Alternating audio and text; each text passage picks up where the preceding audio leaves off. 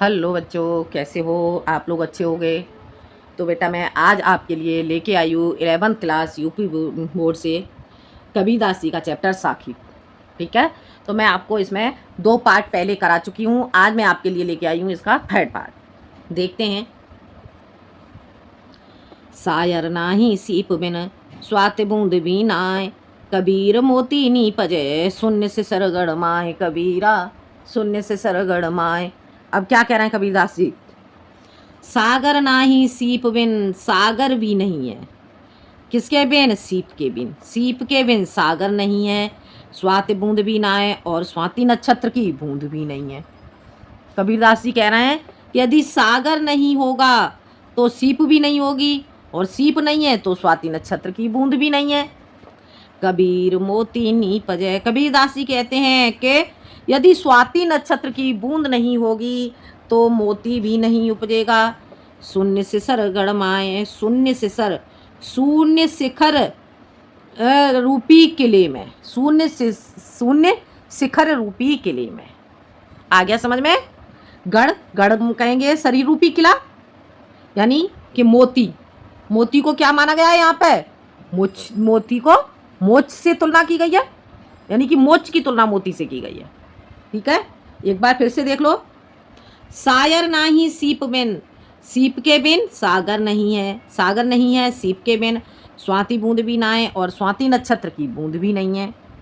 कबीर मोती नी पजय। कबीरदास जी कहते हैं कि जब स्वाति नक्षत्र की बूंद नहीं है तो मोती भी नहीं उपजेगा। ठीक है, अर्थात कौन सा मोती? मोक्ष रूपी मोती। शून्य शिखर, इस शून्य शिखर रूपी शरीर रूपी किले में। ठीक है, हो गया क्लियर? अब यहाँ पे जो मोती है, मोती में बेटा आपका श्लेष अलंकार का प्रयोग किया गया है, क्योंकि मोती की तुलना यहाँ पर मोक्ष से की गई है।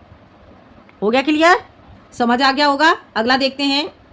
पानी ही ते हिम भया, हिम है गया बिलाय, जो कुछ था सोई भया, अब कुछ कहा न जाए। कबीरा अब कुछ कहा न जाए। क्या कह रहे हैं कबीरदास जी? पानी ही से हिम भया, पानी से ही तो बर्फ बनी। हिम है गया बिलाय, और फिर वो बर्फ में ही विलुप्त हो गया। जो कुछ था सो ही भया, जो जैसा था वैसा ही हो गया। अब कुछ कहा न जाए, अब इसके बारे में कुछ नहीं कहा जा सकता। हो गया क्लियर? समझ आ गया? यानी कि पानी, पानी को क्या माना गया है यहाँ पे? जीवात्मा, जीव की आत्मा है। और बर्फ को क्या माना गया है? परमात्मा। पानी और बर्फ को यहाँ पे जीवात्मा और परमात्मा से तुलना की गई है। तो यहाँ पे कबीरदास जी क्या कह रहे हैं? पानी ही ते हिम भया, पानी से ही तो बर्फ बनी, और हिम है गया बिलाए, और वो जो पानी था बर्फ बनी। जो पानी था वो बर्फ में विलुप्त हो गया। जो कुछ था सोई बया, और जब हमने उस बर्फ को बाहर रख दिया तो क्या हुआ? वो पुनः फिर पानी बन गया। अब इसके बारे में कुछ नहीं कहा जा सकता। किस प्रकार से? आत्मा की तरह से। ठीक है, जैसे कि आत्मा, आत्मा का जन्म हुआ। ठीक है, जन्म हुआ, उससे शरीर की प्राप्ति हुई, जन्म हुआ, और उसके बाद जब मृत्यु होती है तो मृत्यु के बाद वह पुनः फिर किसमें? हेम, अर्थात परमात्मा में विलीन हो गया। ठीक है, और जो कुछ था सोई भया, और उसे पुनः फिर से जन्म मिलेगा। तो जो जैसा था वो वैसा ही हो गया। अब इसके बारे में कुछ नहीं कहा जा सकता। ठीक है, हो गया क्लियर? समझ आ गया होगा?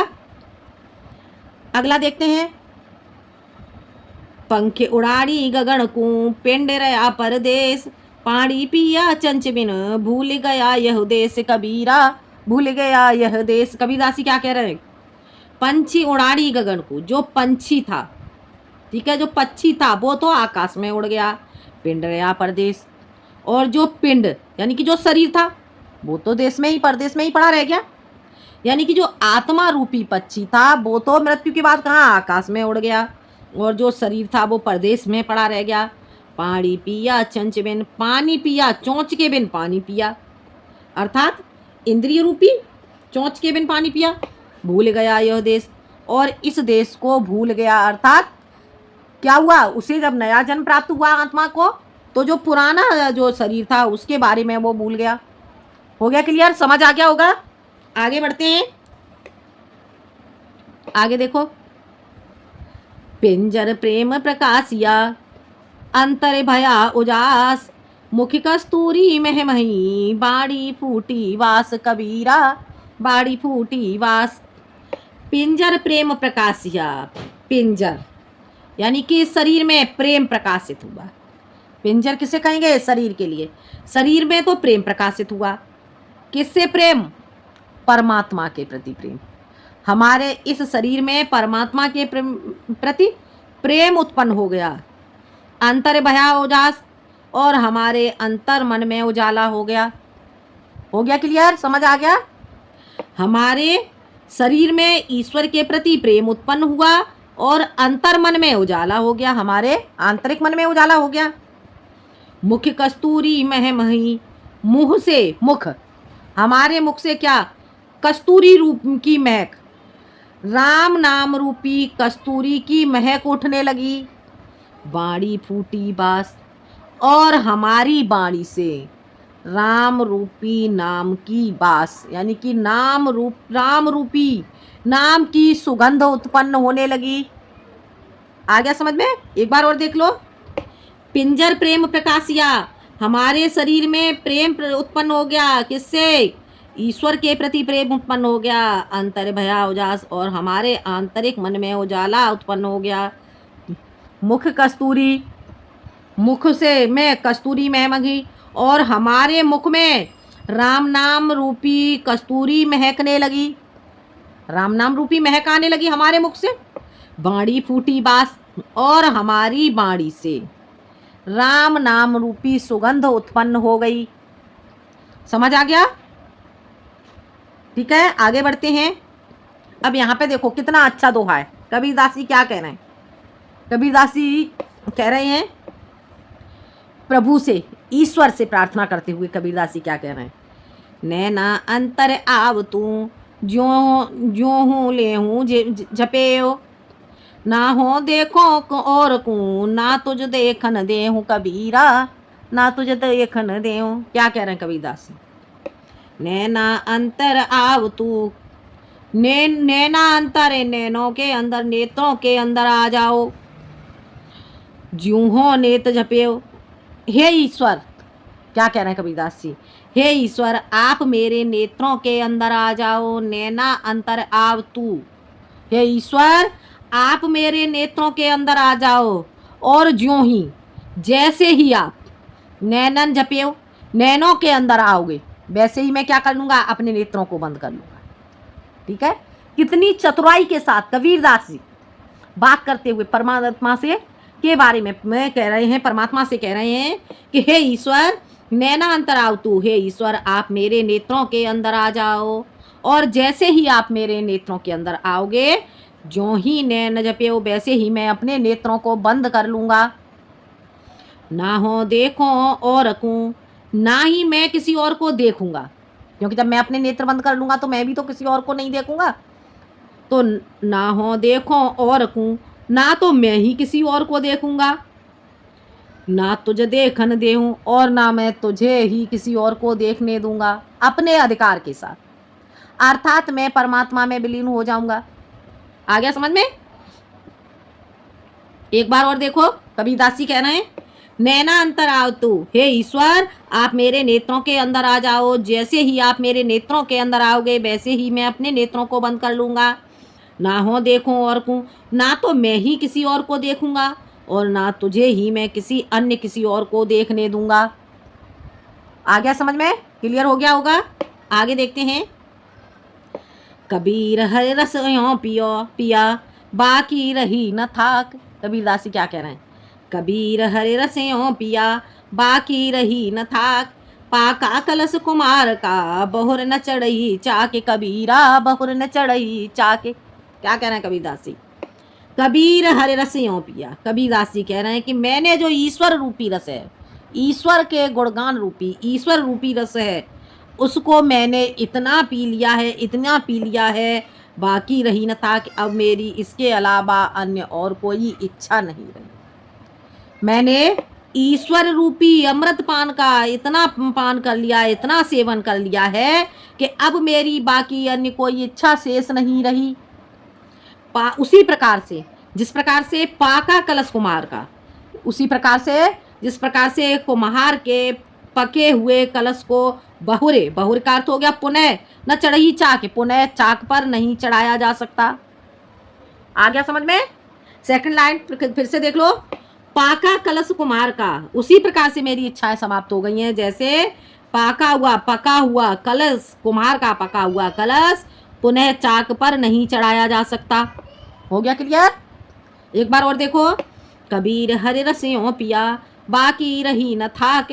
कबीर दासी कह रहे हैं कि मैंने हरि रूपी, ईश्वर रूपी रस का पान कर लिया है, रस का इतना सेवन कर लिया है कि अब मेरी अन्य कोई इच्छा शेष नहीं रही है। उसी प्रकार से जिस प्रकार से पका हुआ कलश के कुम्हार को पुनः चाक पर नहीं चढ़ाया जा सकता, उसी तरह से अब मुझे भी अन्य और कुछ अन्य कोई आकांक्षा नहीं है मेरी। हो गया क्लियर? समझ आ गया होगा? आगे बढ़ते हैं। हेरत हेरत हे सखी, रयो कबीर हिराय, बूंद समानी समद में तो सो की तहेरी जाए कबीरा, सो की तहेरी जाए। अब कबीरदासी क्या कह रहे हैं? हेरत हेरत हे सखी, हे सखी ढूंढते ढूंढते, क्या हेरत हेरत, हेरत हेरत का अर्थ क्या हो गया? खोजना, खोजते खोजते, हे सखी खोजते खोजते, रया कबीर हिराय, कबीरदास थक चुका है। कबीरदास जी कह रहे हैं कि हे सखी अब तो खोजते खोजते मैं थक चुका हूँ।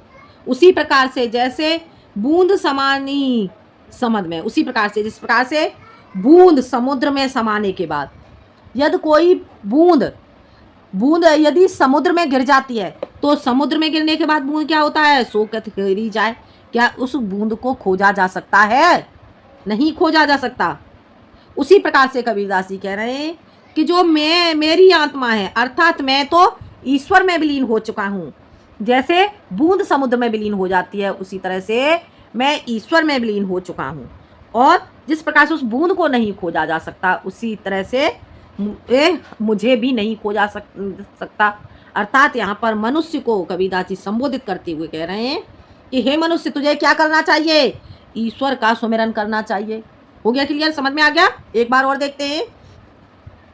हेरत हेरत हे सखी, हे सखी खोजते खोजते रहो कबीर, अब मैं थक चुका हूँ। कबीरदास जी कहते हैं कि हे सखी खोजते खोजते अब मैं थक चुका हूँ, बूंद समानी समद में। उसी प्रकार से जिस प्रकार से समुद्र में बूंद विलीन हो जाती है और उस बूंद को पुनः नहीं खोजा जा सकता है। हो गया क्लियर? समझ आ गया? आगे देखते हैं। आगे कबीरदास जी कहते हैं, क्या कहते हैं? कबीर यह घर प्रेम का, खाला का घर नाय। कबीरदास जी क्या कह रहे हैं? कबीर यह घर प्रेम का, खाला का घर नाय, शीस उतारे हाथ करे सो बैठे घर माए। कबीरदास जी कह रहे हैं कभी यह घर प्रेम का है। यह घर यानी कि कौन सा घर? ईश्वर रूपी घर। ईश्वर रूपी घर क्या है? ईश्वर के प्रति प्रेम रूपी घर है। ईश्वर से यदि हमारा ईश्वर के प्रति अटूट प्रेम होगा तभी हमें ईश्वर की प्राप्ति होगी। खाला का घर ना, यह किसी की खाला का घर नहीं है, ठीक है? अर्थात यह किसी की खाला का घर नहीं है जो जा गया और जाकर के अपनी खाला के घर में, अर्थात अपनी बुआ के घर में बैठ गया, ठीक है? खाला किसे कहते हैं? बुआ को ही कहते हैं शायद। तो देखते हैं कबीरदास जी क्या कह रहे हैं। कबीर कहे यह घर प्रेम का, कबीरदास जी कहते हैं कि जो ईश्वर रूपी घर है वो ईश्वर के प्रति प्रेम का घर है। यह किसी की खाला का घर नहीं है जो जब मन चाहा और जाकर के घर में बैठ गए। यह घर किसे प्राप्त होगा? यह ईश्वर रूपी घर उसी व्यक्ति को प्राप्त हो सकता है जो शीश उतारे हाथ कर, वो अपने शीश को काट करके उतारे, शीश को काट कर हाथ पर रखने की प्रेरणा रखता हो। सो बैठे घर में, वही इस घर में बैठ सकता है। अर्थात ईश्वर रूपी घर है वो बहुत अधिक कठिन है। ईश्वर की प्राप्ति रूपी घर बहुत अधिक कठिन है। आ गया समझ में? एक बार और देख लो। कबीर यह घर प्रेम का, कबीरदास जी कहते हैं यह जो घर है, जो ईश्वर रूपी घर है, वह ईश्वर के प्रति प्रेम का घर है। यह किसी की खाला का घर नहीं है। इस घर में वही व्यक्ति, वही मनुष्य बैठ सकता है जो अपने शीश को काट करके अपने हाथ पर रखने का प्रयास कर सकता है। सो बैठे वही इस घर के अंदर बैठ सकता है। हो गया क्लियर, समझ आ गया। अब देखते हैं अगला, लास्ट है। जब मैं था तब हरे नहीं, अब हरे हैं मैं नाय, सब अंधियारा मिट गया जब दीपक देखो माहे कबीरा। दीपक देखो माहे, क्या कह रहे हैं कबीरदास जी? जब मैं था तब हरे नहीं, जब तक मेरे अंदर मैं किसे कहते हैं? अहंकार के लिए। जब तक मेरे अंदर अहंकार था तब हरे नाय, तब तक मुझे ईश्वर की प्राप्ति नहीं हुई।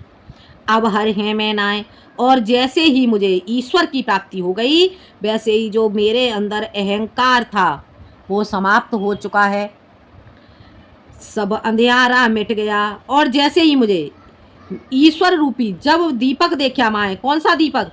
जैसे ही मैंने ईश्वर ज्ञान रूपी, ईश्वर के ज्ञान रूपी दीपक को देखा वैसे ही जितना भी मेरे अंदर अंधकार था वो सब समाप्त हो चुका है।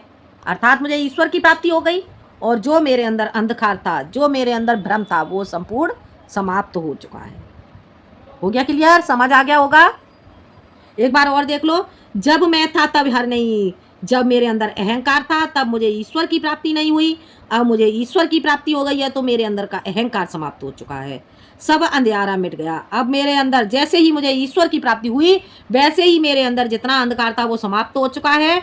जब दीपक देखा माहे, जब मैंने ईश्वर रूपी दीपक को देखा। आ गया समझ में? तो ये आपको समझ में आ गया होगा बेटा। बाकी का मैं आपको इसका संदर्भ, काव्यगत सौंदर्य, ये सारी चीज़ें मैं आपको पहले ही बता चुकी हूँ। इसमें आपका सदुक्कड़ी भाषा का प्रयोग हुआ है, शांत रस का प्रयोग हुआ है, ठीक है। और आज के लिए बेटा इतना ही, ये चैप्टर आपका ख़त्म हो चुका है, ठीक है। आज के लिए इतना ही। अगले वीडियो में मैं आपके लिए लेके आऊँगी कबीरदास जी की पदावली, ठीक है। धन्यवाद।